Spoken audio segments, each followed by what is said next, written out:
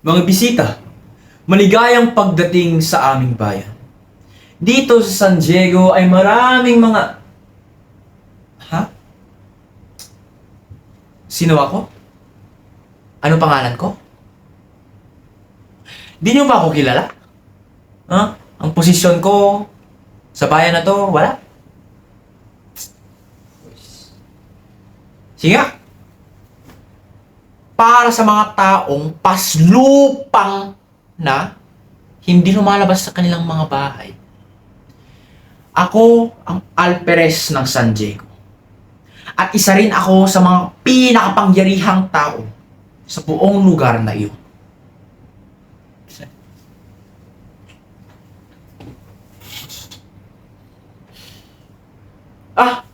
Mga Ginto, dadalaw po ba kayo sa kumbento ng kakainis na padre na yun? Kasi pag ganun, mag-ingat po kayo. Dito, makinig kayong mabuti Pag nagsabi ng padre sa kanyang utusan na maghanda sila ng tsokolate kumpante lang muna kayo. Doon ka lang muna sa upuan ninyo. Pero pag nagsabi siya ng maghanda sila ng tsokolate, abay, dapat dahan-dahan lang kayong tumayo at umalis sa kumbento ngayon. Kasi, kakano nga Sige po, ingat po.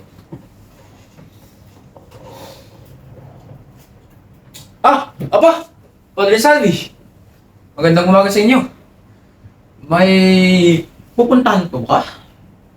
Ba't parang nagmamadali po kayo?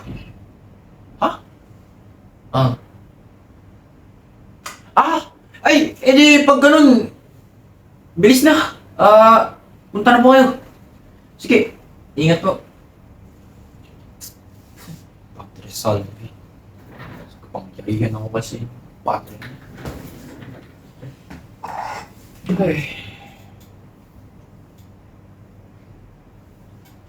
Hoy! Konsolusyon! Ba't ka dito? Di ba't sinabihan na kita na dun ka lang sa kwarto mo, huwag kang lalabas? Alam mo naman kung dahilan, di ba? Alam mo naman yung dahilan? Kasi anong-ano ang sasabihin ng mga kapwa kong opisyal kapag naamoy nila ang napatamis mong amoy! Amoy mong basurahan!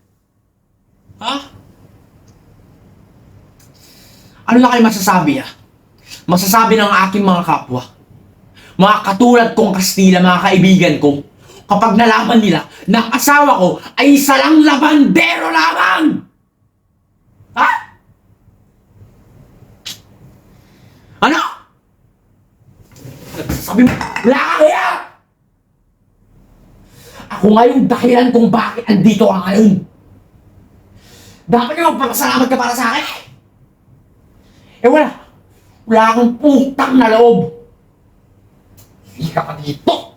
Wow! Hoy! Gwardyang Sibil! Kunin nyo nga itong babae na to.